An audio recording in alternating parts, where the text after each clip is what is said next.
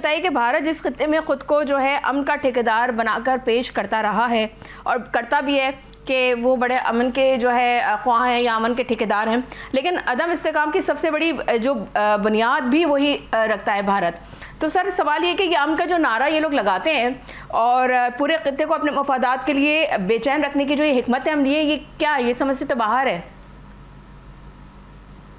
देखिए सना, ये नारे लगाने से बात नहीं बनती। बेसिकली जो पाक भारत मार्का हुआ 9 और 10 मई की रात जो पूरी दुनिया ने देखा कि उस जंग के अंदर से पाकिस्तान के लिए अल्लाह मियां ने कई तरह की अपॉर्चुनिटी रखी थी। वो जंग जो प्रोपेगेंडा की जंग थी वो पाकिस्तान ने जीती, जो सोशल मीडिया की जंग थी उसमें पाकिस्तान सुरखरू हुआ, जो मेन स्ट्रीम मीडिया की जंग थी वो उसमें पाकिस्तान सुरखरू हुआ और पाकिस्तान के इदारों को पहली दफा पूरी दुनिया को देखने का मौका मिला कि पाकिस्तान के इदारों की कैपेसिटी क्या है, पाकिस्तान की आर्म फोर्सेस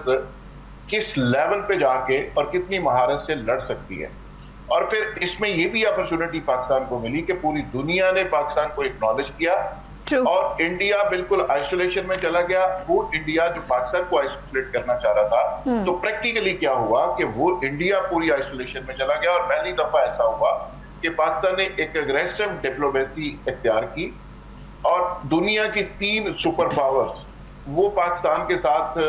बराबरी की बुनियाद पे बात करना शुरू कर दिया। मसलन जिसमें चीन तो पहले ही हमारा दोस्त है, अमेरिका बराबरी की बुनियाद पे हमारे साथ न सिर्फ बात करता रहा बल्कि मोदी को शट अप कॉल दी ट्रंप ने और हमारे फील्ड मार्शल की 10 दफा उन्होंने तारीफ की और को 10 ही मरतबा उन्होंने मिनिमम 10 मरतबा कहा कि इंडिया की कितनी तजलील हुई। 7 हथियारों का बार बार उन्होंने जिक्र किया, पाकिस्तानी फौज की महारत का जिक्र किया। ये बहुत बड़ी एक एक्नॉलेजमेंट थी कि सुपर पावर का जो प्रेसिडेंट है वो हमारे फील्ड मार्शल की महारत की बात कर रहा है। वो कहता है कि उसको जंग लड़नी आती है, पाकिस्तान की फौज को लड़ना आता है, पाकिस्तानी अवाम बहुत अच्छे हैं। तो मोदी के लिए ये बहुत बड़ा सदमा